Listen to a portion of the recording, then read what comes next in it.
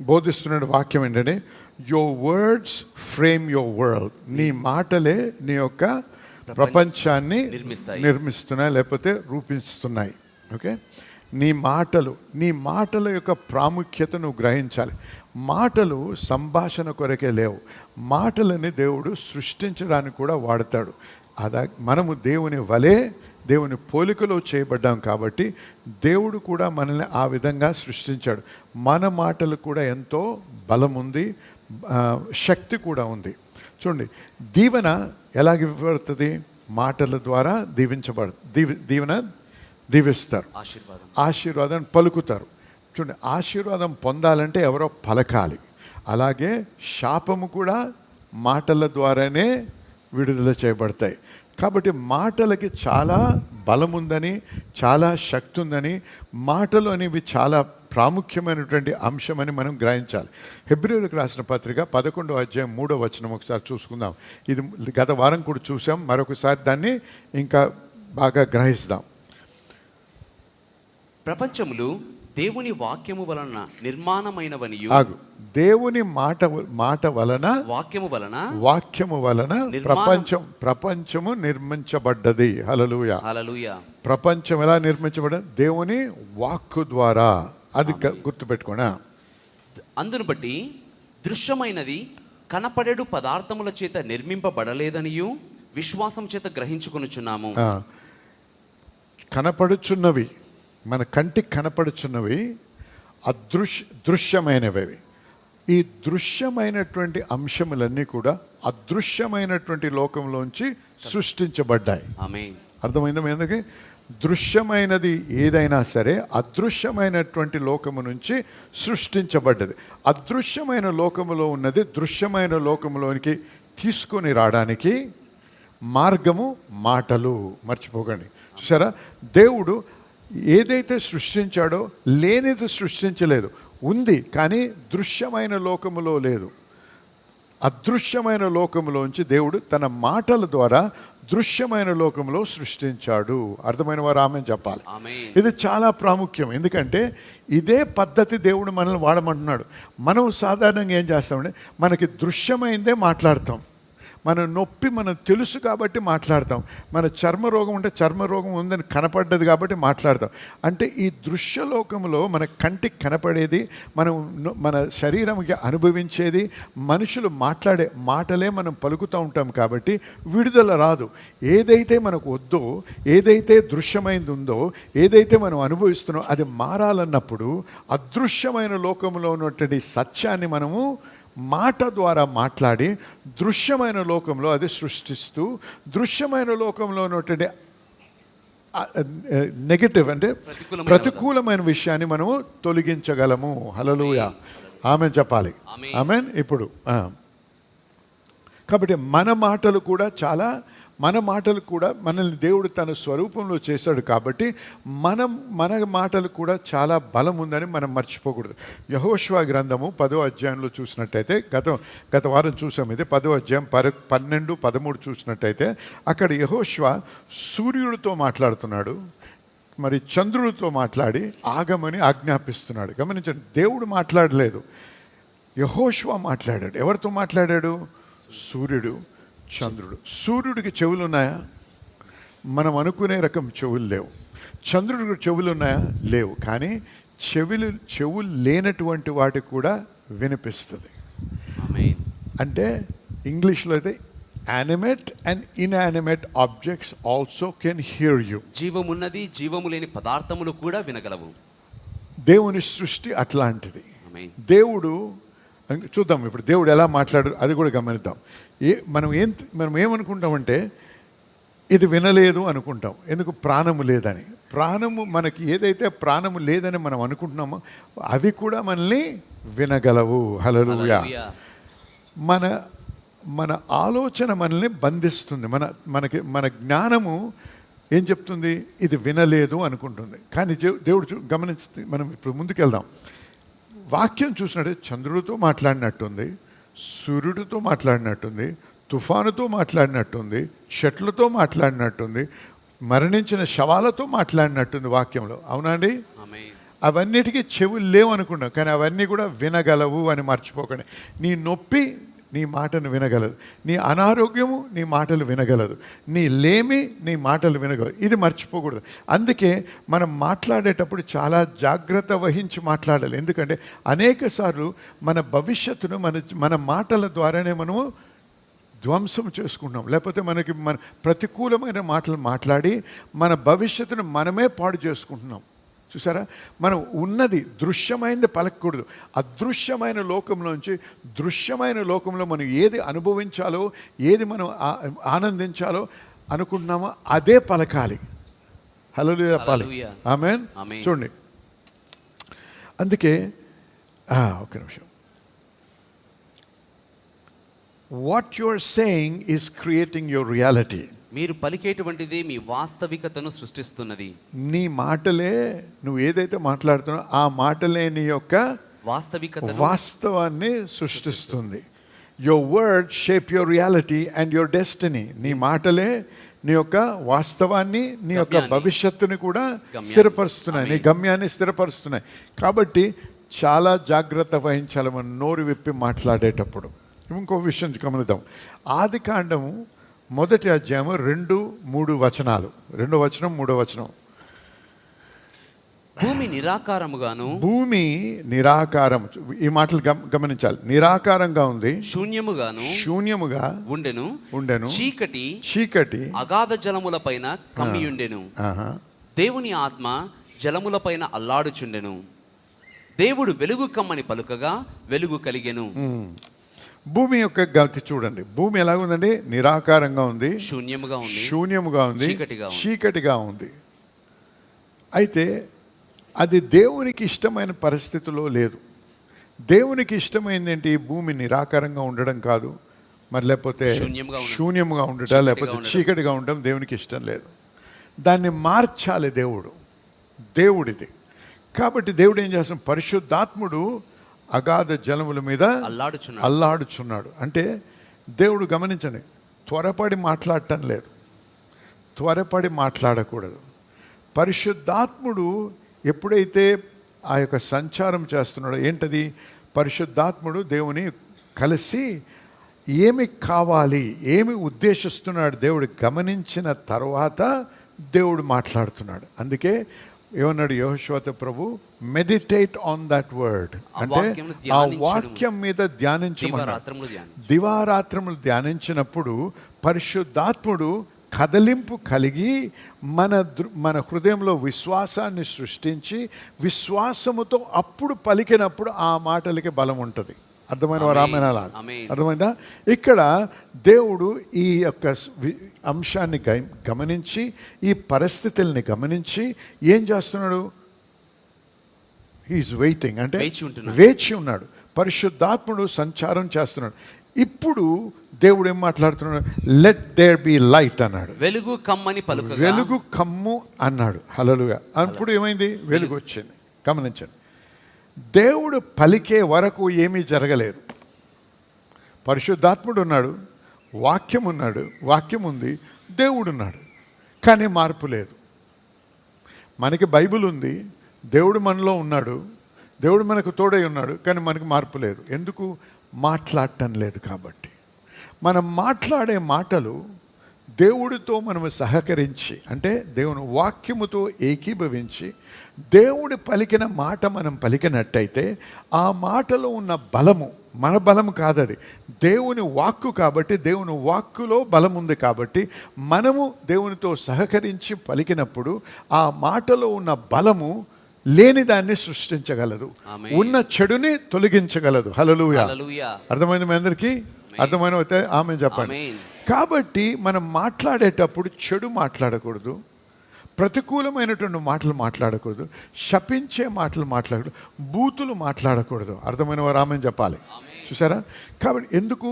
దేవుడు ఒక అద్భుతమైన ఆయుధాన్ని ఇచ్చాడు మనకి. ఈ ఆయుధం ఏంటి? నోరు, మాటలు. ఈ ఆయుధము ద్వారా మనం సృష్టించగలము, ఈ ఆయుధం ద్వారా శపించగలము, ఈ ఆయుధం ద్వారా దీవించగలం. అనేకులు ఈ యొక్క సత్యాన్ని గ్రహించలేదు కాబట్టే దాన్ని ఇష్టం వచ్చిన విధంగా వాడుకుంటూ వారు తమ జీవితాన్ని నాశనం చేసుకోవడం కాక ఇతరుల జీవితాలను కూడా నాశనం చేస్తున్నారు. నాశనము చేయడానికి దేవుడు మాటలు ఇవ్వలేదు మనకి, నాశనము చేయడానికి మనకి నోరు ఇవ్వలేదు దేవుడు, దీవించడానికి ఇచ్చాడు. హల్లెలూయా. కాబట్టి మనందరం కూడా మన జీవితము దీవించబడిన జీవితం జీవించాలన్నా ఇతరులు మన కుటుంబంలో ఉన్నటువంటి వారు, మన సహోదరులు, మన యొక్క ప్రపంచంలో మనకు తెలిసిన వారు దీవించబడిన జీవితం జీవించాలంటే మనము దీవెనకరమైన మాటలు మాట్లాడాలి. హల్లెలూయా. ఆమేన్. నేను ఇంగ్లీష్లో రాసుకుంది పోయినసారి కూడా మాట్లాడండి. ఏమనండి, this planet is voice activated. ఈ ప్రపంచమంతా స్వరము ద్వారా క్రియారూపకం దాల్చబడుతున్నది. Voice activated. ఎందుకు? దేవుడు పలికే వరకు ఏమీ జరగలేదు. ఈ యొక్క ప్లానెట్ అంటే ఈ యొక్క గ్రహము పని చేయాలంటే, ఏదైనా జరగాలంటే మాట విడుదల చేయబడితేనే జరగగలదు. అర్థమైన రామని చెప్పాలి. ఆమేన్. You activate possibilities in this kingdom by speaking faith-filled words. విశ్వాసంతో నింపబడిన మాటల ద్వారా ఈ యొక్క రాజ్యంలో సాధ్యమైన విషయాలు మీరు పలకగలరు. హల్లెలూయా. విశ్వాసముతో నింపబడిన మాటలు విడుదల చేయడం ద్వారా ఏం జరుగుతుందండి? ఈ ప్రపంచంలో సాధ్యమైన విషయాలు జరిపించగలము. చూసారా? చూడండి, ఇక్కడ సంఖ్యాకాండం 20 అధ్యాయంలో చూసినట్టయితే మోషేని దేవుడు ఆ బండతో మాట్లాడమన్నాడు. ఎందుకు? నీరు కావాలి. వారు జనసమూహం అంతటికీ, అంతేకాకుండా పశువులకి, వీరన్నిటికీ నీరు కావాలి. కాబట్టి దేవుడు ఏమన్నాడు? ఆ బండతోనా? చూసారా? వాక్యము గమనించినట్టయితే అనేక సార్లు మనం ఏం చూడగలమంటే, ప్రాణము లేనిది అనుకున్న దానితో కూడా మాట్లాడమంటున్నాడు దేవుడు. ఎందుకు? అవి మనం దేవుని మాట అవి వినగలవు. హల్లెలూయా. కాబట్టి అక్కడ మోషే వెళ్ళి ఆ రాతిని ఆ కర్రతో కొట్టాడు, కానీ దేవుడు కర్రతో కొట్టమనలేదు, నోటి మాట విడుదల చేయమన్నాడు. అది జరిగినప్పుడు నీరు ప్రవహించడం మనం చూస్తున్నాం. యేసు ప్రభు సంగతి చూసినట్టయితే మార్కు సువార్త 11 అధ్యాయం 13, 14 చూద్దాం ఒకసారి.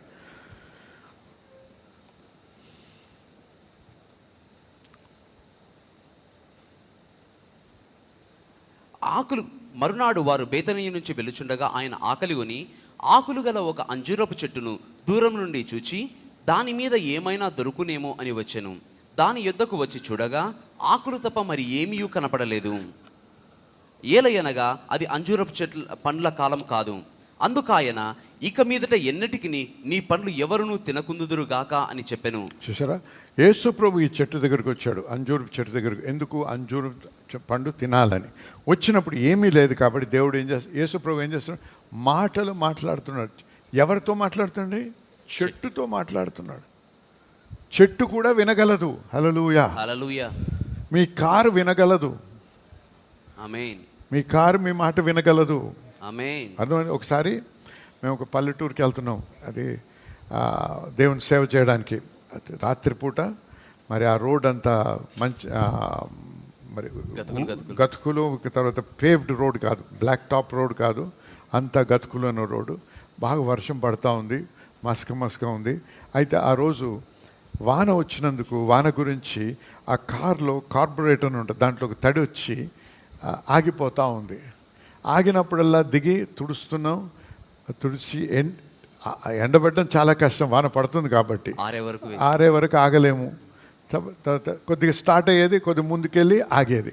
ఆగుతాం, టైం అయిపోతుంది. ఏం చేయాలి? 3 సార్లు అయిపోయింది, అలా 3-4 సార్లు అయింది. ఏం చేయాలో అర్థం కాలే. అప్పుడు మేము అనుకున్నాం, సరే అని చెప్పి నేను అన్నాను, బానెట్ వేసేసి మూసేసి మాట్లాడండి కార్తో. నీవు ఇక ఆగవు, ఇప్పుడు నువ్వు స్టార్ట్ అవుతే మేము మీటింగ్కి వెళ్తాము, మీటింగ్ ముగించుకుంటాం, అంతవరకు మాకు ఏమాత్రం నువ్వు ఆపలేవు అని చెప్పి ఆజ్ఞాపించి కూర్చొని స్టార్ట్ అయ్యి మీటింగ్ వరకు వెళ్ళాము. హల్లెలూయా. చూసారా? అది కూడా వినగలదు. ఆమేన్. ఆమేన్. అది వాక్యం చూసి మనం నేర్చుకోవాల్సింది ఇక్కడ ఏంటంటే, దానికి ఏమి వినపడుతుంది? దానికి చెవులు ఉన్నాయా? వాటితో మాట్లాడుతున్నాం అనుకో. కాదు. యేసు ప్రభు చెట్టుతో మాట్లాడాడు. హలో, యేసు ప్రభు ఇక్కడ చెట్టుతో మాట్లాడి దీవించటం లేదు, చెట్టుని శపిస్తున్నాడు. కాబట్టి ఏం గమనిస్తున్నాం? మాటల ద్వారా శపించవచ్చు, మాటల ద్వారా మనము దీవించవచ్చు. మాటలకి ఎంత శక్తి ఉంచండి. ఆ మాటలు మాట్లాడినప్పుడు ఆ చెట్టు ఏమైందండి? ఎండిపోయింది. 20వ వచనం చూడండి ఒకసారి. ప్రొద్దున వారు మార్గమున పోవుచుండగా ఆ అంజూరపు చెట్టు వేళ్ళు మొదలుకొని ఎండిపోయి చూసారా? విషం పెట్టలేదు అక్కడ, చెట్టుకు విషం ఇవ్వలేదు. చెట్టుతో మాట్లాడాడు యేసు ప్రభు, అంతే. వేళ్ళ నుంచి ఎండిపోయింది. హల్లెలూయా, హల్లెలూయా. ఏం గమనిస్తున్నామని ఇక్కడ? మాటలకి ఎంత శక్తి ఉందో. హల్లెలూయా. మాటల ద్వారా చెట్టు చనిపోయింది. మరి మాటలు ఎంత శక్తి గలవంటే, మాటల ద్వారా మనం సృష్టించవచ్చు, మాటలు ప్రాణం ఇవ్వగలవు, మాటల ద్వారా చంపగలము, మాటల ద్వారా ధ్వంసము చేయగలం. Especially when spoken from a heart that believes. ప్రత్యేకంగా నమ్మేటువంటి హృదయం నుంచి అవి పలికినప్పుడు ఖచ్చితంగా జరుగుతుంది. అంటే నమ్మకముతో మాట్లాడిన మాటలకి అంత బలం ఉందన్నమాట. ఆమేన్. సామెతలు 18వ అధ్యాయం 21వ వచనం చూద్దాం ఒకసారి. సామెతలు 18:21. జీవ మరణములు నాలుక వశము, దాని యందు ప్రీతిపడువాడు దాని ఫలము తిందురు. Death and life are in the power of the tongue. జీవ మరణములు నాలుక వశమై ఉన్నవి. నీ యొక్క అనారోగ్య వశము లేవు. Sickness cannot kill you. అనారోగ్యం నిన్ను చంపలేదు. Until you permit it with the words you speak. నీవు పలికేటువంటి మాటల ద్వారా అనుమతిస్తే, నీ మాటల ద్వారా నువ్వు అనుమతిస్తే తప్ప అనారోగ్యము నిన్ను చంపలేదు. అది ఏ రకమైన అనారోగ్యమైన, మందు దానికి ఉన్నా లేకపోయినా, కొన్ని రకాలైన జబ్బులు ఉన్నాయి. ఇప్పుడు వాటికి మందులు లేవు, వాటిని కూడా జయించగలము. హల్లెలూయా, హల్లెలూయా. ఏ అనారోగ్యానికి కూడా ఒక మనిషిని చంపే శక్తి లేదు. సాధారణంగా అటువంటి జబ్బు వచ్చినప్పుడు, లేకపోతే అనారోగ్యం వచ్చినప్పుడు మనం సాధారణంగా ఏం చేస్తాం? డాక్టర్లు చెప్పిన మాటనే పలుకుతానే ఉంటాం, దాన్నే మాట్లాడతాం అంటూ మన మనస్సులో చూసే చిత్రము ఎటువంటిదంటే మరణముకి సంబంధించింది. కాబట్టి ఎప్పుడో మనం ఏమవుతుంది ఇక్కడ? సాతాను ఒత్తిడేస్తూ ఉంటాడు. దేని మీద? మన నాలుక మీద. మనము వాడితో ఏకీభవించి మరణము గురించి మాట్లాడినా, మరణము పలికినా, ఇంకా దారుణంగా మారుతుందని మాట్లాడినా ఏం చేస్తున్నాం? సాతానికి మనం పర్మిషన్ ఇస్తున్నాం, అనుమతిస్తున్నాం. ఎప్పుడైతే మనం నాలుక ద్వారా మనం అనుమతిస్తామో అప్పుడు వాడు మనల్ని మొత్తి మనం చాలా కష్టపెట్టడానికి, చంపడానికి కూడా మనమే అధికారం ఇస్తున్నాం. అర్థమైన వారు ఆమె చెప్పాలి. ఏమన్నాడు? మళ్ళీ జీవ మరణములు నాలుక వశమై ఉన్నాయి. గమనించండి జనులారా, మోషే సంగతి చూసినట్టయితే 120 సంవత్సరాలు వచ్చిన తర్వాత ఆయనకి ఏ రకమైన అనారోగ్యము లేదు. His eyesight was not dim, nor his natural forces abated. తన యొక్క కన్ను దృష్టి మందముగించలేదు, తన యొక్క శారీరక సత్తువ తక్కువ కాలేదు. హల్లెలూయా, హల్లెలూయా. 120 సంవత్సరాల తర్వాత, ఎడారిలో 40 సంవత్సరాలు నడిచిన తర్వాత, అటువంటి తీవ్రమైన పరిస్థితుల్లో నిలిచిన తర్వాత ఏ రకమైనటువంటి ఒత్తిడి, ఎంత స్ట్రెస్లో ఉన్నా, స్ట్రెస్ అంటే ఒత్తిడి, ఇది ఇంతమంది జనం ఎప్పుడు గునుగుతూ సనుగుతున్నటువంటి జనాంగం మధ్యలో నిలబడి వారికి కావలసినన్ని ఇస్తుంటే, అంత స్ట్రెస్లో కూడా ఆ స్ట్రెస్ బ్లడ్ ప్రెషర్ రాలేదు, ఆ స్ట్రెస్ వల్ల బ్లడ్ షుగర్ రాలేదు, ఆ స్ట్రెస్ వల్ల స్ట్రోక్ రాలేదు, ఆ స్ట్రెస్ వల్ల హార్ట్ అటాక్ రాలేదు, ఆ స్ట్రెస్ వల్ల కిడ్నీస్ ఫెయిల్ అవ్వలేదు. హల్లెలూయా. ఏది కూడా పని చేయలేకపోయే. ఎందుకు? మోషే దేవుని వాక్యానుసారంగా నడిచిన వ్యక్తి. అంతేకాకుండా తన నోటి ద్వారా ఎప్పుడు అనుమతి ఇవ్వలేదు సాతానికి. హల్లెలూయా. అయితే ఇక్కడ గమనించండి, 120 సంవత్సరాల తర్వాత తను దేనికైతే పిలువబడ్డాడో ఆ పనంతా ముగించిన తర్వాత ప్రభు ఏమన్నాడు తెలుసా? ఇప్పుడు నువ్వు కొండెక్కు, అక్కడ నువ్వు మరణించు. అనారోగ్యం వల్ల మరణించటం లేదు, నీ యొక్క అసైన్మెంట్, అయిపోయింది. నీ పని, నువ్వు ఏం చేయాలని నేను అయిపోయింది కాబట్టి ఇంకా నువ్వు నా దగ్గరికి రా అంటున్నాడు ప్రభు. హల్లెలూయా, హల్లెలూయా, హల్లెలూయా. హల్లెలూయా. యెహోషువ సంగతి చూసినా అదే. కాలేబు ఏం చేస్తున్నాడు? 85 సంవత్సరాలకి ఉన్నాడు, 40 ఏళ్ళ వయసు గల వాడి వలె ప్రవర్తిస్తున్నాడు. యుద్ధానికి వెళ్ళడానికి సిద్ధంగా ఉన్నాడు, రిటైర్ అవ్వడానికి సిద్ధం అవటం లేదు. హల్లెలూయా. హల్లెలూయా. రిటైర్మెంట్ అనే తలంపు కూడా రాదు. ఎప్పుడండి? 60 కాదు, 85 తర్వాత ఏమన్నా నేను యుద్ధానికి వెళ్తాను అంటున్నాడు. హల్లెలూయా, హల్లెలూయా, హల్లెలూయా. ఈ రకమైనటువంటి ఆశీర్వాదం మనకి దేవుడు తన వాక్యంలో ఉంచాడు. కానీ మనము దేవుని వాక్కుతో ఏకీభవించడం లేదు. ఈ శాస్త్రం ఏం చెప్తుందో ఇక్కడ, సైన్స్ అంటే anyway you know what science is, right? Science ఏం చెప్తుందో నమ్మటం లేదు, నమ్ముతున్నాం మనం. లోకం ఏం చెప్తుందో అది నమ్ముతున్నాం, గూగుల్ ఏం చెప్తుందో అది నమ్ముతున్నాం, వాక్యాన్ని నమ్మటం లేదు. వాక్యములో అది ఎందుకు రాయబడ్డది? ఫర్ ఆర్ ఎగ్జాంపుల్ అని ఉంది వాక్యంలో. మాదిరిగా అంటే అది గమనించి దాన్ని ధ్యానించి ఆ యొక్క ధ్యానము అది మెడిటేట్ చేయడం ద్వారా నేను కూడా అది అనుభవించగలమనే విశ్వాసం నాలో పుట్టాలి. ఆమేన్. హల్లెలూయా. హల్లెలూయా. ధ్యానించడం ద్వారా అయ్యేది ఆ విశ్వాసం నాకు కలుగుతుంది. హల్లెలూయా. ఆ విశ్వాసం కలిగినప్పుడు నేను కూడా అలాగే పలకగలను. హల్లెలూయా, హల్లెలూయా. ఒక దైవ భక్తుడు చార్ల్స్ క్యాప్స్ గారు ఇప్పుడు లేరు, ఆయన దేవుని దగ్గరికి వెళ్ళారు. ఆయన చాలా గొప్పగా వాడబడ్డాడు, ఈ విశ్వాస వాక్యం బోధిస్తున్నాడు. ఆయన సమయం అయిపోయినప్పుడు ఆయన ఒక మాట ఇంకొక దేవుని సేవనికి ఫోన్ చేసి రమ్మన్నాడు ఆ వీకెండ్కి. అంటే శనివారం ఆదివారం ఆ వీకెండ్కి రండి. ఎందుకు అంటే నా టైం అయిపోయింది, నేను వెళ్ళాలి, ఈ ఆదివారం పొద్దున్న నేను వెళ్ళిపోతాను అన్నాడంటే. అదేంటండి అంటే అయిపోయింది, నాకు టైం అయిపోయింది, దేవుడు నన్ను రమ్మంటున్నాడు, నేను వెళ్ళాలి. ఏమైనా అనారోగ్యం ఉందంటే ఏమీ లేదు. హల్లెలూయా, హల్లెలూయా. కానీ ఆయనకి ఏం తెలిసింది? దేవుని దగ్గర నుంచి నాకు నువ్వు చేయాల్సిందంతా చేసేసావు కాబట్టి ఇంక నా దగ్గరికి వచ్చి అన్నాడు దేవుడు. ఆయన ఆ రోజు వచ్చాడు, ఆ ప్రసంగికుడు, ఆ దైవ సేవకుడు వచ్చాడు, ఆయనతో మాట్లాడారు, భోజనం చేశారు. అంతా చేసిన తర్వాత వెళ్తున్నాను నేనని చెప్పి పడుకున్నాడు. అంతే దేవుని దగ్గరికి వెళ్ళిపోయాడు. హల్లెలూయా. ఇంకో భక్తుడు ఉన్నాడు, ఆయన పేరు ఈడబ్ల్యూ కెనియన్. వీళ్ళంతా మన సమయం వాళ్ళ గురించి బైబిల్లో వ్యక్తుల గురించి కాదు నేను మాట్లాడేది, మన టైంలో ఉన్నటువంటి వారి గురించి మాట్లాడేది. ఈడబ్ల్యూ కెనియన్ గారు, ఆయన కూడా ఇలాగే దేవుని వాక్యం బోధించి మంచి సంఘాన్ని కట్టి మరి విశ్వాస మాటలు బోధించే వ్యక్తి ఆయన. అయితే ఆయన ఒకరోజు తన భార్యకి బిడ్డకి అందుకు చెప్పాడు, ఈరోజు ప్రొద్దున్న నేను వెళ్ళాలి, నాకు మంచి బ్రేక్ఫాస్ట్ ఫిక్స్ చేయండి అన్నాడు. ఆయనకి ఇష్టమైనటువంటి బ్రేక్ఫాస్ట్ భోజనం చేసిన తర్వాత నేను అప్పుడు దేవుని దగ్గరికి వెళ్తానన్నానంట. భోజనం చేసి అంతా భోజనం చేసుకొని ఈజీ చైర్ అంటారు చూసారా, అటువంటి ఈజీ చైర్లో కూర్చొని కళ్ళు మూసుకొని వెళ్ళిపోయాడంట. హల్లెలూయా, హల్లెలూయా. ఇవి కట్టుకథలు కావండి, ఇది వారి జీవితంలో జరిగింది, మన జీవితంలో కూడా జరుగుతాయి. హల్లెలూయా. నమ్మిన వానికి సమస్తము సాధ్యమే. ఏ డాక్టర్ నీ శరీరంలో జబ్బుందో చెప్పగలడు, కానీ స్వస్థపరిచే శక్తి డాక్టర్కి లేదు. దేవుడు స్వస్థపరిచే దేవుడు. హల్లెలూయా. మనిషికి అసాధ్యమైంది కూడా దేవుడు సాధ్యపరచగలడు. కానీ దేవుడితో మనం ఏకీభవించడం నేర్చుకోవాలి. ఎలాగే ఏకీభవించాలి? నమ్మాలి, పలకాలి, నమ్మాలి, పలకాలి. హల్లెలూయా, దేవునికి స్తోత్రం, దేవునికి మహిమ కలుగును గాక. మరి మరొకసారి చూద్దాం. ఇక్కడ మార్కు సువార్త 4వ అధ్యాయం 37వ వచనం చూద్దాం.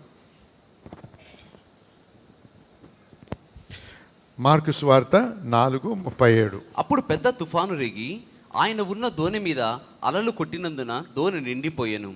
ఆయన దోణి అమరమున తలగడ మీద తలవాల్చుకొని నిద్రించుచుండెను. వారు ఆయనను లేపి, బోధకుడా, మేము నశించిపోవచ్చున్నాము, నీకు చింతలేదా అని ఆయనతో అనిరి. అందుకు ఆయన లేచి గాలిని గద్దించి నిశ్శబ్దమై ఊరకుండుమని సముద్రముతో చెప్పగా గాలి అణిగి మిక్కిలి నిమ్మలమాయెను. చూసండి, ఇక్కడ ఏముంది? గొప్ప తుఫాన్ వచ్చింది, ఓడ మునిగే స్థితిలో ఉంది. మరి శిష్యులు ఏమన్నారు? మేము మరణిస్తామని చింత లేదా అంటున్నారు. అప్పుడు యేసు ప్రభు నిద్రలోంచి లేచి ఏం చేస్తున్నాడు? గాలిని గద్దించి నిశ్శబ్దమై ఊరకుండుమని సముద్రముతో చెప్పాను. అప్పుడు అవి నిమ్మలమాయెను. గమనించండి, ఇక్కడ యేసు ప్రభు ఏం చేస్తున్నాడు? ఇంగ్లీష్లో చదివి నేను ఇంగ్లీష్లో ఏం రాసుకొని చెప్పి అప్పుడు మీకు Telugu. He spoke to the unseen wind before he spoke to the seen sea. కనిపించేటువంటి సముద్రంతో పలకక ముందుగా కనిపించినటువంటి గాలితో ఆయన పలికాడు. కనిపించినటువంటి గాలితో అంటే అదృశ్యమైనటువంటి ఒక అంశము ఏం చేస్తుంది? దృశ్యమైన దాన్ని కలుగ చేస్తూ ఉంది, కదిలిస్తుంది. ఇక్కడ గమనించండి, ఇక్కడ the unseen world controls the seen world. అదృశ్య లోకము దృశ్య లోకమును కలుగ చేస్తున్నది, ప్రభావితం చేస్తున్నది. The unseen world ఏదైతే కనపడదో అది ఆ లోకము మన దృశ్యమైన లోకాన్ని కంట్రోల్ చేస్తుంది, ఆధీనమందు ఉంచుకున్నది. The visible controls the invisible. దృశ్యమైనది అదృశ్యమైనది దృశ్యమైన దానిని స్వాధీనమందు ఉంచుకున్నది. మాటల ద్వారా సముద్రము నెమ్మది కలిగింది. హల్లెలూయా, హల్లెలూయా. The sea was stilled by words. ఆమేన్. అయితే ప్రతి దృశ్యమైనటువంటి ప్రతికూలమైన విషయంకే ఒక అదృశ్యమైన శక్తి ఉంది దాని వెనుక. నీ శరీరంలో నువ్వు ఎదుర్కొనేటువంటి ఆ అనారోగ్యం వెనక ఒక అదృశ్యమైనటువంటి శక్తి ఉంది. అంటే మన శరీరాల్లో సాతానులు ఉన్నారని కాదు, అర్థమైందా? ప్రతి ఒక్కడికి దయ్యం పట్టిందని కాదు ఇక్కడ.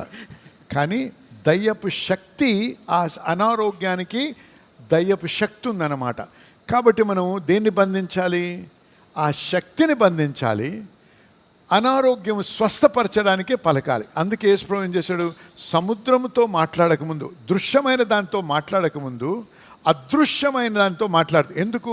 ఆ సముద్రము అలలు రావడానికి కారణము ఆ గాలి, అంతేనండి? ఆ రకమైన వేవ్స్ రావడానికి కారణము గాలి.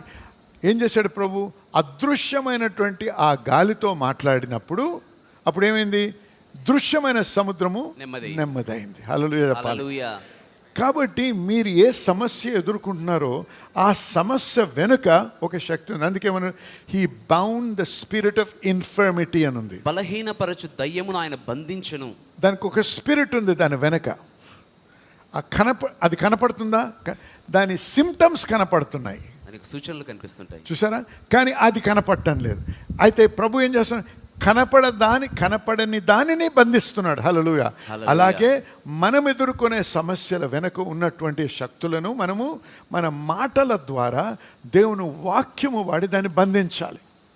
ఆమేన్. అర్థమైన వారు ఆమేన్ చెప్పాలి. చూసా, మీకు లేముండొచ్చు, అప్పులు ఉండొచ్చు, అనారోగ్యం ఉండొచ్చు, అవకతవకలు ఉండొచ్చు, మనస్పర్ధలు ఉండొచ్చు.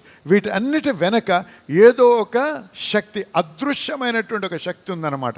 ఆ అదృశ్యమైన శక్తిని మనం బంధిస్తూ దేవుని నామము వాడుతూ యేసు నామంలో బంధించాలి. దానిని యేసు నామంలో సమాధానం పలకాలి. హల్లెలూయా. ఆమేన్.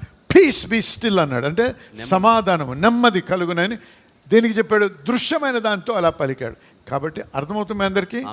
కాబట్టి మీ ప్రార్థన జీవితం ఎలాగుండాలో నేర్పిస్తున్నాను ఇవాళ.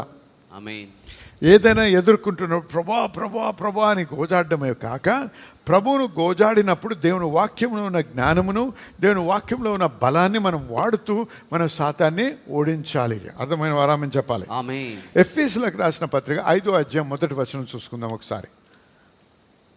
ఇంగ్లీష్లో మరి తెలుగులో ఎలా ఉందో అని, imitators of God, therefore be imitators of God అని ఉంది.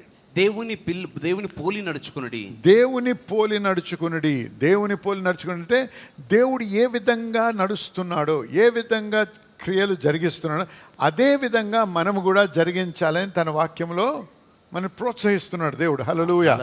అంటే యేసు ప్రభు ఎలా ప్రవర్తించాడో, యేసు ప్రభు ఎలా గద్దించాడో, యేసు ప్రభు ఏ విధంగా మరి స్వస్థతను కలిగించాడో, యేసు ప్రభు ఏ విధంగా దీవించాడో అది గమనించి ఆయన నోటి మాట ద్వారా జరిగించాడనేది అంశం తెలుసుకొని అదే విధంగా మనము కూడా ప్రవర్తించాలి అని మనకి దేవుని యొక్క వాక్యంలో హెచ్చరిస్తున్నాడు దేవుడు మనల్ని. హల్లెలూయా.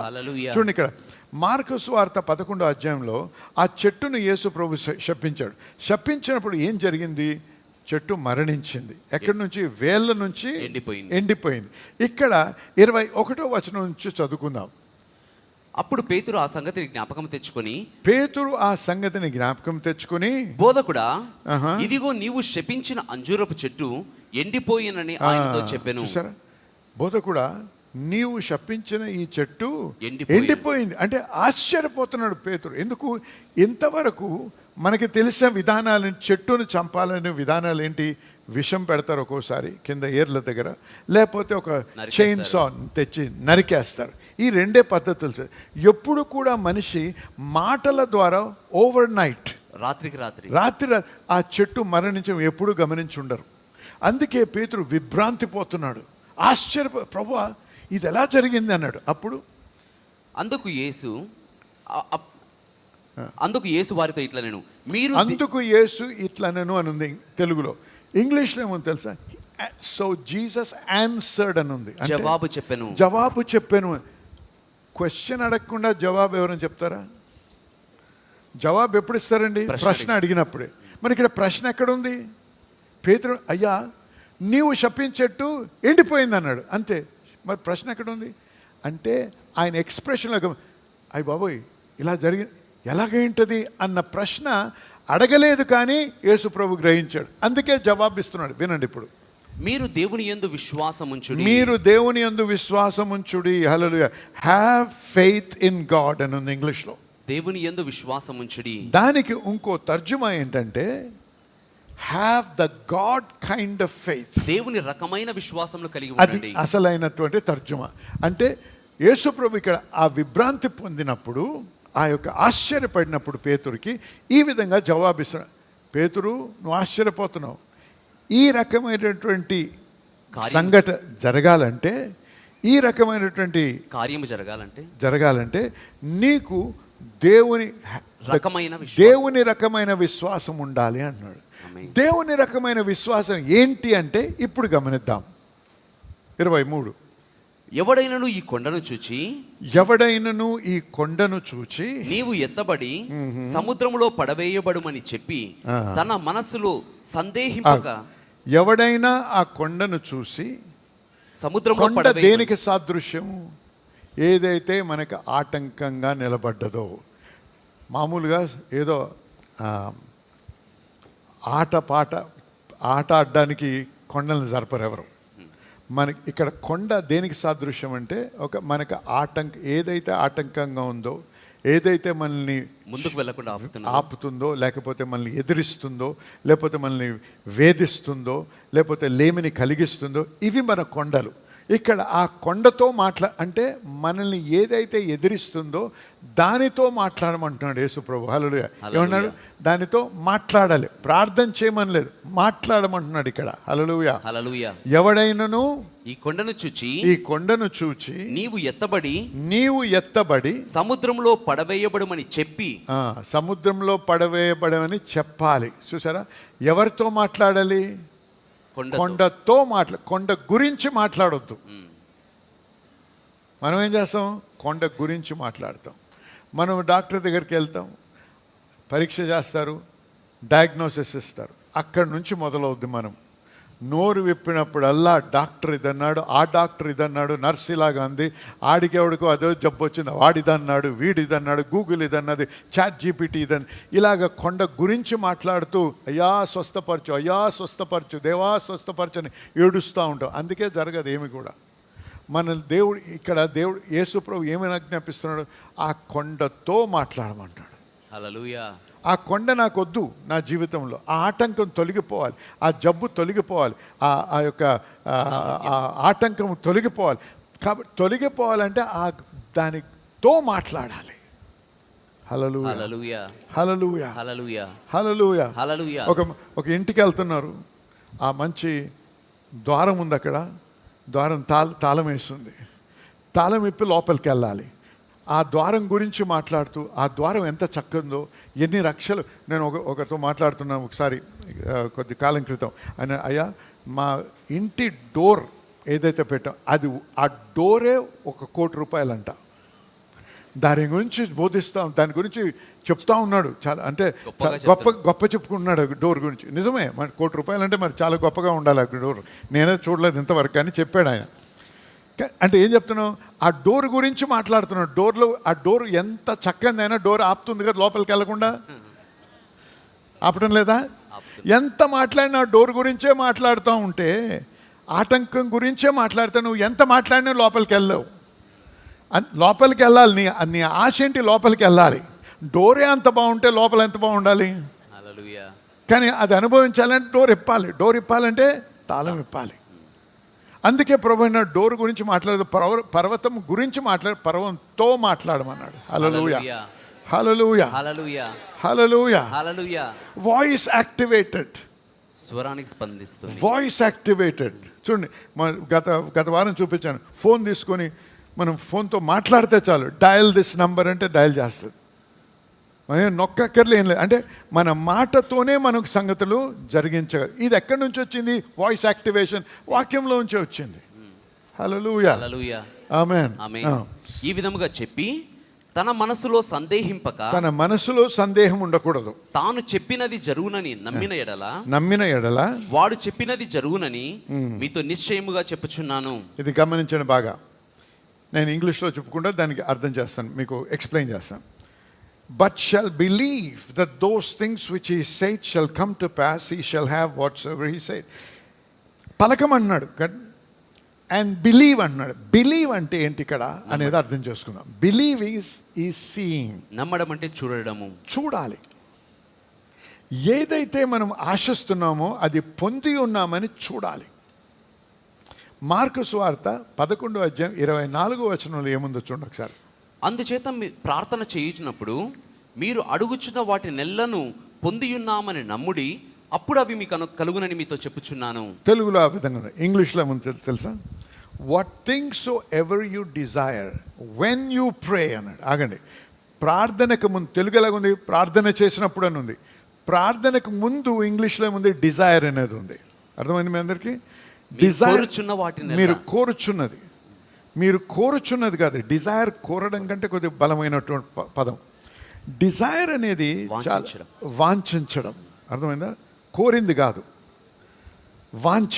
ఇక్కడ గమనించండి, నేను కార్ కావాలని ఆశిస్తున్నాను అనొచ్చు, అది డిజైర్ కాదు. డిజైర్ అంటే ఆ కార్ కాదు, ఆ కార్ ఏ రకమైన కారు, ఏ రంగు కారు, ఏం కారు, అది అన్నీ తెలుసుకుంటాం మనం.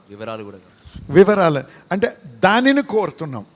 హలో, అన్ని కార్లు కోరటం లేదు, ఏదో ఒకటి.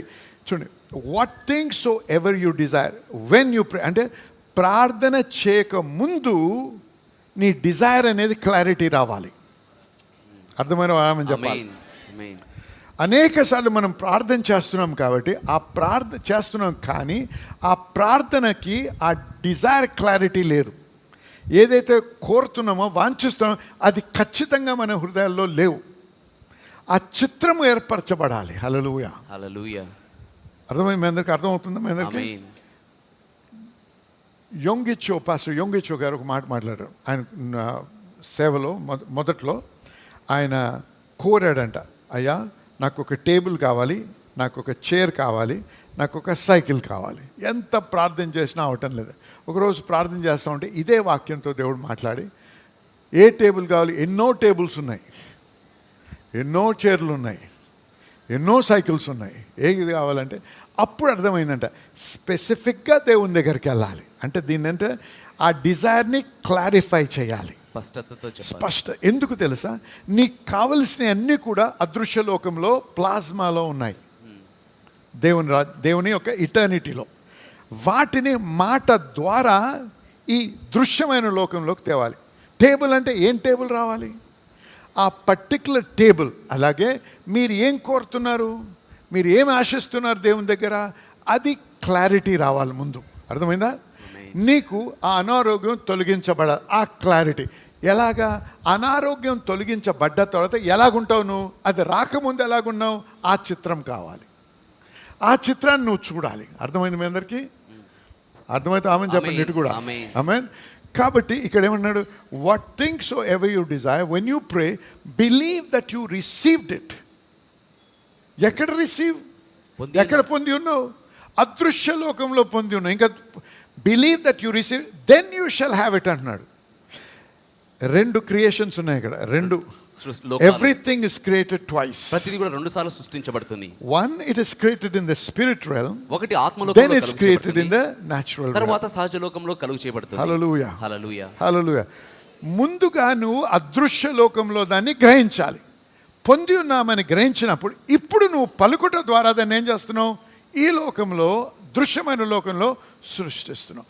అదృశ్యమైన లోకంలో నీ క్లారిటీ లేకపోతే నువ్వు దృశ్యమైన లోకంలో దాన్ని సృష్టించలేవు.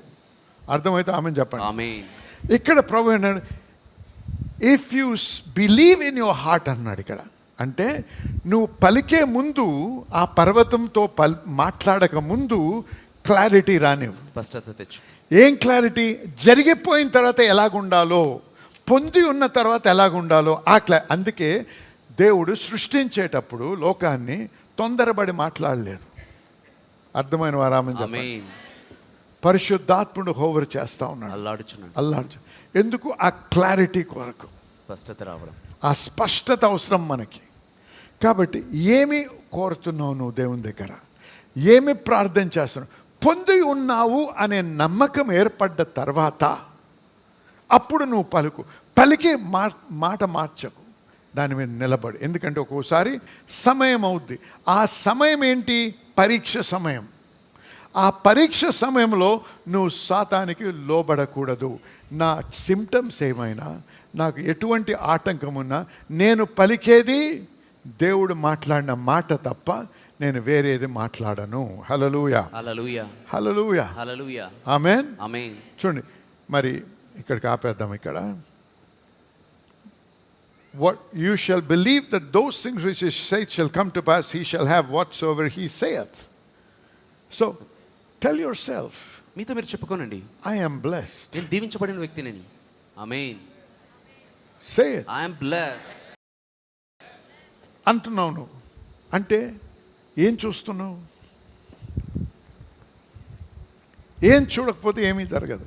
ఐ యామ్ బ్లెస్డ్ అంటే ఒక్కొక్కరి మనసులో ఒక్కొక్క చిత్రం ఉంటుంది. నా చిత్రము మీ చిత్రంతో సమానంగా ఉండదు, మీ చిత్రం నాతో సమానంగా ఉండదు. ఒక్కొక్కడి బ్లెస్సింగ్ గమనించండి. ఒకడు కష్టపడతా ఉంటాడు, నెలకి 10,000 సంపాదించడం కూడా చాలా కష్టం. అటువంటి వాడు ఐఎమ్ బ్లెస్డ్ అన్నప్పుడు వాడికి 20,000 కనపడవచ్చు, అంటే చాలు, చాలా సంతోషం. ఇంకోడు 10 లక్షలు తక్కువ సంపాదించాడు, వాడు ఐఎమ్ బ్లెస్డ్ అంటే వాడు 25 లక్షలన్నా ఆలోచిస్తున్నాడు. అర్థమవుతుంది? చిత్రం అనేది అవసరం. ఐఎమ్ బ్లెస్డ్ అంటే సరిపోదు. బ్లెస్డ్ అయితే ఇప్పుడు నేను ఇంత సంపాదిస్తాను, I'm blessed to be a blessing. కాబట్టి ఎలాగైనా ఇతరులకి దీవెనకరంగా ఉండాలి. ఈ నెల ఎలాగైనా ఎవరికో ఒకరికి నేను ఒక సూట్ బట్ట ఇవ్వాలి, లేకపోతే ఒక చీర కొనివ్వాలి. ఆ రకమైన బ్లెస్సింగ్లో నేను జీవించాలి, అనేకులకి దీవెనకరంగా ఉండాలి. ఆ రకమైన తలంపు అది లేకపోతే ఐఎమ్ బ్లెస్డ్ అంటే అయిపోదు. ఐఎమ్ బ్లెస్డ్ అంటే ఆ బ్లెస్సింగ్ అర్థం ఏంటి? నీ దృష్టిలో బ్లెస్సింగ్ ఏంటి? ఇది నువ్వు తెలుసుకోవాలి. హల్లెలూయా, హల్లెలూయా. బిజినెస్ మ్యాన్ ఉంటాడు, బ్లెస్డ్ అంటాడు. బ్లెస్డ్ అంటే వాడి బ్లెస్సింగ్ ఎలాగా? ఈ నెలంతా ఇంత చేస్తే వచ్చే నెల అంత చేయాలి అని. నువ్వేం ఆలోచిస్తున్నావు?